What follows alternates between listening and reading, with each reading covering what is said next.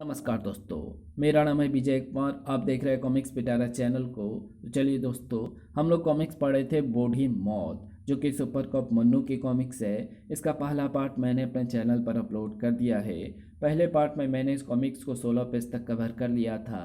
अब इस पार्ट में इसकी आगे कहानी को शुरू करते हैं। इसके भर हाथ में आते ही मन्नू पर से बुढ़ापे का साया दूर हो गया। हैरान मत हो कालिंगा, तुम्हारे हाथ से इस केबर निकलवा कर मैंने अपनी मुट्ठी में इसलिए नहीं लिया कि मैं तुम्हारा कोई अहित करूं, बल्कि इसलिए लिया है ताकि तुम मेरी बात शांति से सुन सको। पहली बात तो ये है कि मैं किसी का गुलाम नहीं, बल्कि सुपरकॉप मन्नू हूँ, एक सच्चा देशभक्त। और जिसने तुम्हें मेरे खिलाफ भड़काया है वो कस्तूरी था, हमारे देश में आतंक फैलाने के लिए दूसरे देश से भेजा गया जासूस, जो हमारे देश की शांति भंग करने की कोशिश में लगे रहते हैं। उन्हीं की तलाश में मैं ज्वालामुखी तक पहुंचा था और उन आतंकवादियों पर मैंने काबू भी पा लिया था कि तभी हवा में उड़ते ताबूत पर सवार दो ममियाँ वहाँ आई। वे मेरी हत्या करना चाहती थी और मैं जब उनको मैं नष्ट करने में कामयाब हो गया तब, हाँ, तभी अचानक ज्वालामुखी में ना जाने कैसे विस्फोट हो गया और दुर्त वेग से लावा बह निकला। मेरे पास वहां से बच निकलने के अलावा और कोई चारा ना था, और साथ ही मैं जल्दी से जल्दी तराई के गांव तक पहुंचकर वहां के लोगों को भी सचेत करना चाहता था। इसलिए मैं उनमें से एक ताबूत का उन सीधी ढलानों वाली चिकनी चट्टानों पर नाव की भांति प्रयोग किया, जिनमें वे दोनों ममियाँ बैठ कर आई थीं।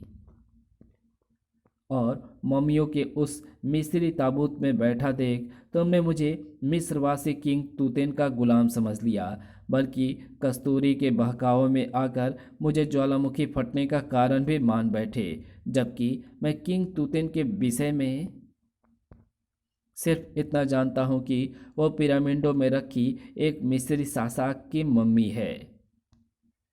पर तुम मुझे उसका गुलाम और एस्केबर हथियाने वाला क्यों मान रहे हो ये मैं नहीं जानता। बस यही कहना चाहता था मैं। अब तुम अपना एस्केबर ले सकते हो। ओह, सचमुच मैं बहुत बड़ी गलतफहमी का शिकार था मन्नू, मुझे क्षमा कर दो। लगता है तुम्हें एस्केबर की दास्तान शुरू से बतानी होगी। और जिस एस्केबर की कहानी मन्नू को सुनाने जा रहा था, उसी स्केबर के लालची आतंकवादी डांगा के अड्डे पर न सिर्फ वे परछाइयां ला चुके थे, बल्कि कैद भी कर डाला था उन्हें। शैतान, तुमने इन परछाइयों को तो यूं जकड़ दिया है मानो वे परछाइयां नहीं इंसान हो। हाँ, ऐसा ही समझ लो। क्या मतलब? मतलब ये कि मैंने अपनी मंत्र शक्ति से ज्ञात कर लिया है कि कालिंगा नामक एक युवक अपनी शक्ति से मन्नू को लेकर भविष्य काल में चला गया है। इन परछाइयों को कैद करने का मेरा उद्देश्य यही है कि जब वे भविष्य से वर्तमान में आएंगे तो वहीं आएंगे जहां उनकी परछाइयां होंगी, यानी वे वर्तमान में आते ही इसी तरह कैद हो जाएंगे जिस तरह ये परछाइयां कैद हैं। ओ गॉड, क्या जादू है! पर अब एक जादू मैं भी तुम्हें दिखाना चाहता हूँ, जादूगर शैतान। और अगले ही पल छत से शीशे का बना पिंजड़ा शैतान पर आ गिरा। कुछ करने से पूर्व शैतान उसकी कैद में था। इस हरकत का क्या अर्थ है? इसका अर्थ है कि तुम इस बुलेट प्रूफ शीशे की कैद में हो। अभी तक मैं इसलिए रुका हुआ था ताकि इन परछाइयों के पीछे के राज को जान सकूं। अब वे दोनों जब भी वर्तमान में लौटेंगे तो परछाइयों की जगह स्वयं जंजीरों में जकड़े होंगे और फिर मैं उनसे इसकेबर हथिया लूंगा। इसकेबर? तुम इसकेबर के बारे में कैसे जानते हो? मैं नहीं, मेरा यह कस्तूरी उसके बारे में सब कुछ जानता है। जब कालिंगा ने ज्वालामुखी का लावा वापस उसमें भरा तब यह स्वयं वहां मौजूद था। तो फिर पहले इसी का अंत होना चाहिए। आह! और अब तेरा नंबर है, क्योंकि मैं भी मन्नू के पीछे नहीं, उस केबर के पीछे ही पड़ा हूँ और वो मेरा होगा। तुम मुझे नहीं मार सकते शैतान, क्योंकि मैं इंसान नहीं बल्कि एक साइबर मैन हूँ, यानी कंप्यूटराइज्ड मशीनी मानव। और मशीनों पर जादू असर नहीं करता शैतान, पर मशीनें जब गोलियां दागती है तो कोई जादू उन्हें रोक नहीं सकता। और फिर बुलेट प्रूफ कैद हटाकर डांगा ने अपनी बॉडी में लगी बॉडी गनों के मुंह खोल दिए। थाएं थाएं थाएं थाएं, लेकिन शैतान के जिस्म पर खरोच तक ना उभरी। हाँ, डांगा की चीख जरूर उठी। बेवकूफ, शैतान ने लोह दैत्य से वरदान पाया है कि वो जब चाहे स्वयं को लोहे का बना सकता है और लोह कणों में बदल सकता है। ये तो सचमुच लोहे का बना है। मेरा मैग्नेट इससे चिपक गया। फिलहाल सुलह करने में भलाई है। तुझे फिर देखूंगा बच्चू। मुझे माफ़ कर दो शैतान, सचमुच तुम महान हो। तुम जैसा कहोगे मैं वैसा करूंगा। पर एक मामूली सी शर्त है, वो ये कि इस केबर पाने के बाद आप चाहे पूरे संसार पर उसकी शक्ति से शासन करें, पर भारत पर अपनी हुकूमत जमाने में आप मेरी मदद करेंगे और भारत पर मेरा अधिकार होगा, क्योंकि ये मेरा मिशन है। यदि आप शर्त मंजूर नहीं करते तो मैं अपने अड्डे में फिट सारे रिमोट बम फोड़ दूंगा, और फिर ना ये अड्डा रहेगा और ना परछाई, सब नष्ट हो जाएंगी। तुम्हारी ये शर्त है या धमकी? खैर, जो भी हो मुझे मंजूर है, पर मुझे नहीं। कौन? तुम, किंग तूतेन। परछाइयों की गंध के साथ तेरी मौत भी यहाँ खींच लाई है मुझे शैतान। आह, बाल बाल बच गया। ये दोनों अगर मेरे अड्डे में लड़ेंगे तो मेरा अड्डा वैसे ही तबाह हो जाएगा। इन्हें रोकना चाहिए। बंद करो ये जंग। तुम दोनों क्यों मेरा अड्डा मन्नू और कलिंगा के यहाँ आने से पूर्व नष्ट करने पर तुले हुए हो? नहीं, लड़ाई की जड़ वो शैतान है जो मेरा स्केबर स्वयं हथियाना चाहता है। मैंने तुझे जीवन दान दिया और मुझ पर गुर्राता है एहसान फरामोश। शांत शांत शांत। मेरे पास तुम दोनों का एक हल है, पावर डिवाइडर। यानी पहले तुम दोनों स्केबर हासिल तो करो, फिर मैं पावर डिवाइडर से स्केबर की शक्ति को 2 बराबर हिस्सों में बांटकर तुम्हें दे दूंगा, और फिर तुम दोनों मेरे अड्डे के बाहर जा लड़कर अपना फैसला कर लेना। मंजूर? मुझे मंजूर है। मुझे भी।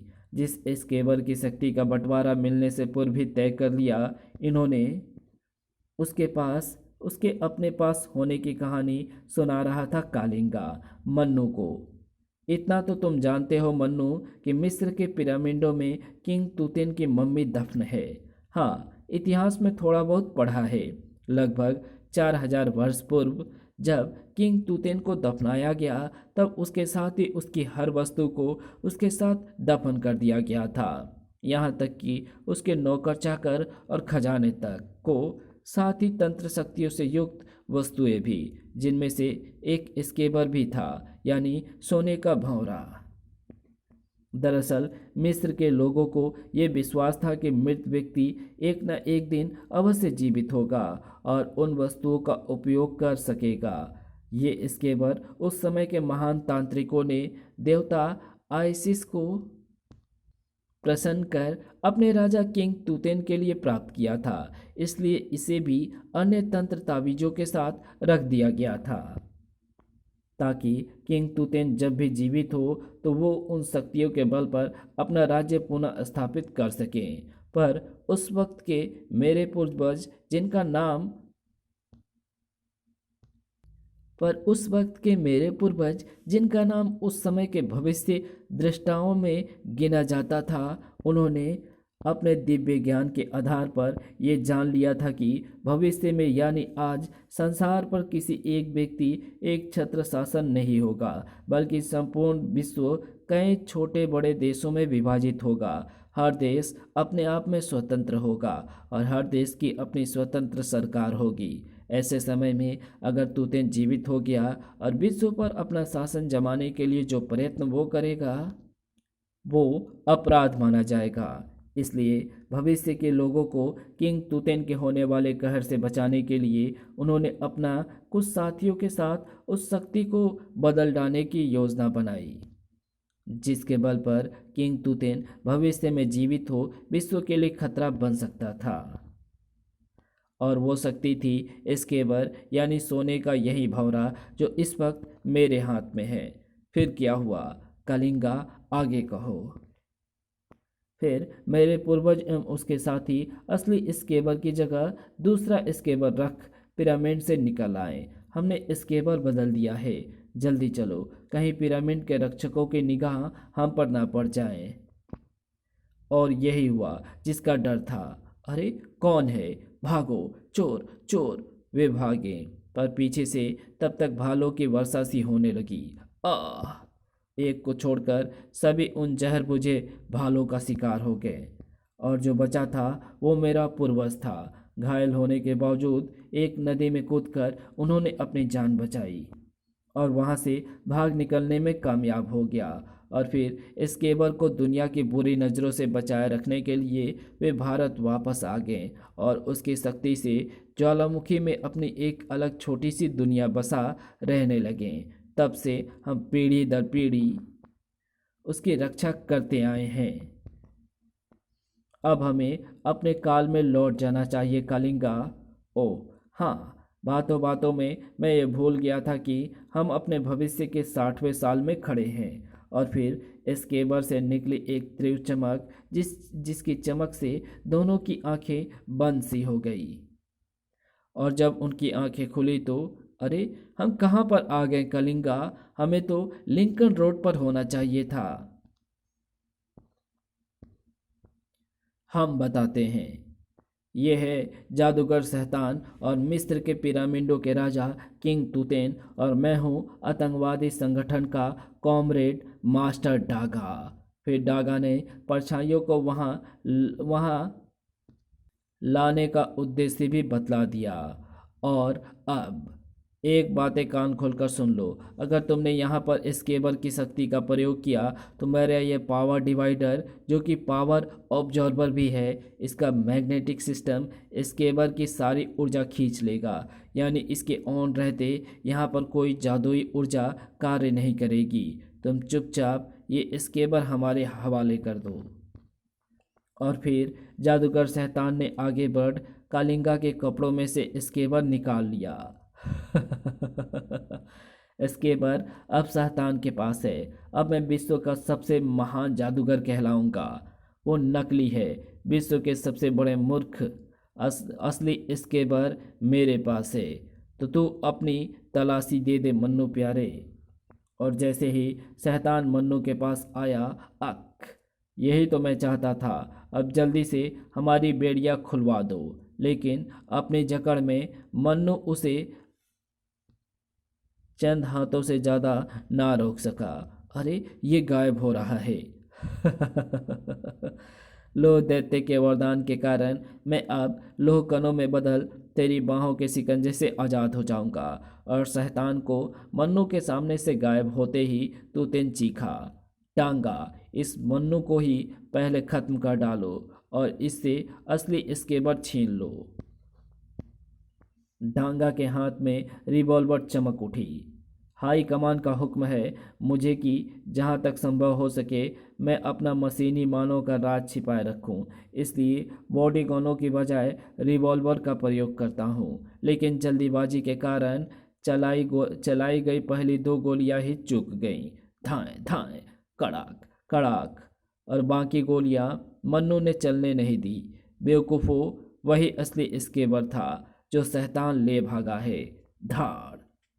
डांगा, मैं इससे निपटता हूँ, तुम शैतान को देखो, कहीं वो अकेला ही स्केबर लेकर ना भाग जाए। ठीक है तूतेन, पर किंग तूतेन की एक गलती पर किंग तुतिन भी एक गलती कर बैठा। मन्नो पर अपनी शक्ति से वार करने की गलती, क्योंकि वहां रखे पावर ऑब्जर्वर के मैग्नेट ने तत्काल उसकी सारी जादुई ऊर्जा खींच ली और उसके मैग्नेट पर चिपका था लौह कणों में बदला शैतान भी। अरे, तुम मेरे ऑब्जर्वर के मैग्नेट पर कैसे चिपक गए हो?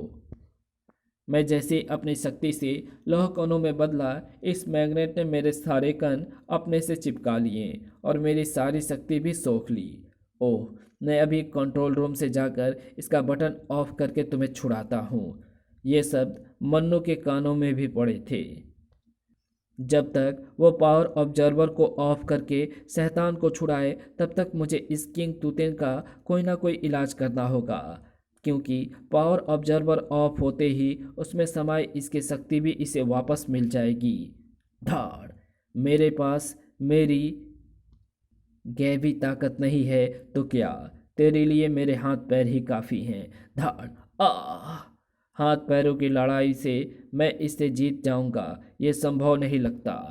और उसी वक्त अंदर, ओ नो, लगता है शैतान और किंग तूतेन की असीमित जादुई ऊर्जा सोखने के कारण कंट्रोल पैनल ओवरलोड हो गया है और इसके कई सर्किट फूंक गए हैं। अब तो इसे सिर्फ मेन स्विच ऑफ करके ही बंद किया जा सकता है।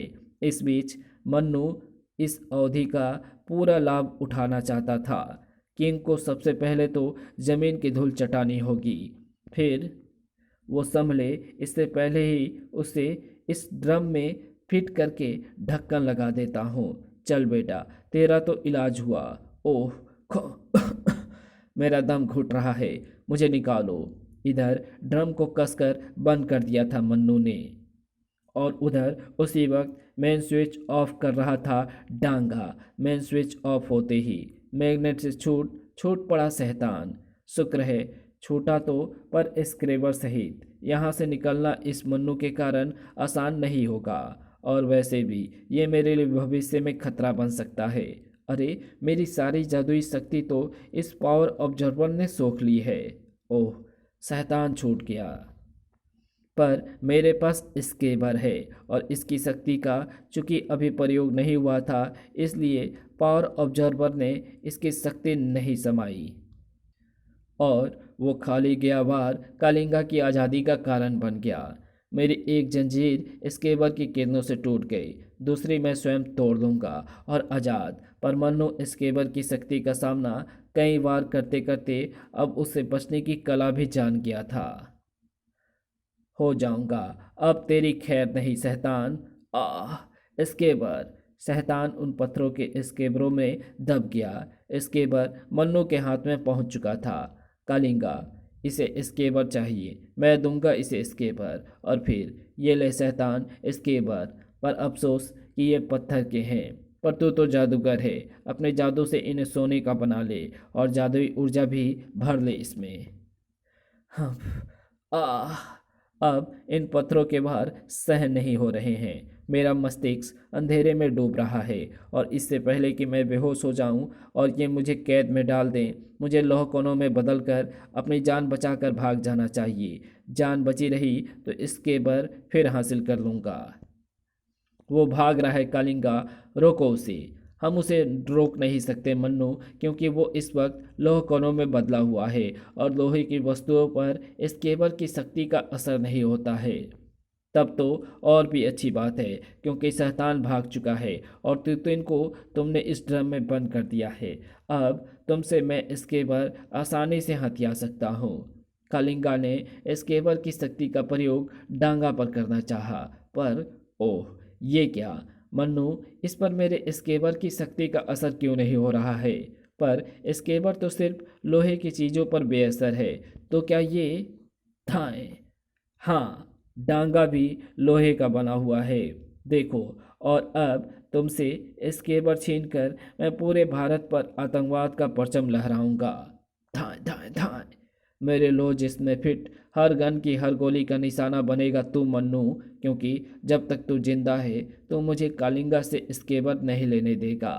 इस डांगा की मन से इस डांगा के गन से निपटने का एक उपाय तो है, और वो है ये पावर ऑब्जर्वर का शक्तिशाली मैग्नेट, जो गनों से निकली गोली खींच चिपका लेगा। डांगा के शरीर में फिट गन की एक एक गोली मैग्नेट से जा चिपकी, और जब गोलियों का स्टॉक खत्म हो गया, ये रोबोट मैन है, और अगर इसका सिर तोड़ दूं तो इसके सर्किट काम करना बंद कर देंगे। धाड़! और फिर छा गई शांति। कालिंगा, अब हम चलते हैं। तुम्हारे स्केबर पर छाए काले बादल छट चुके हैं। सचमुच तुम जैसा मित्र पाकर मैं धन्य हो गया। और फिर और फिर वो बाहर आ गए। मन्नू से विदा ले अपने स्केबर सहित चला गया कलिंगा। अलविदा मन्नू, विदा कलिंगा। कभी समय मिला तो तुम्हारी ज्वालामुखी की दुनिया देखने अवश्य आऊँगा। तो मित्रों, अब मुझे भी इजाज़त दीजिए, बाकी काम पुलिस आकर निपटा लेगी। अच्छा, अलविदा। प्यारे बच्चों, आपको सुपर कॉप मन्नू का ये पात्र कैसा लगा? आप अपनी राय से हमें अवश्य अवगत कराएं। तो कमेंट में लिख करके ज़रूर बताना कि हमारे जो सुपर कमांडो ध्रुव है राज कॉमिक्स के, उनसे ये कैरेक्टर आपको कैसा लगा। और अगर आपको ये वीडियो पसंद आई हो तो इस वीडियो को लाइक शेयर कमेंट ज़रूर कर देना। चैनल पर नए हो, चैनल को सब्सक्राइब कर ऑल नोटिफिकेशन को सिलेक्ट ज़रूर कर लेना। Thanks for watching my videos.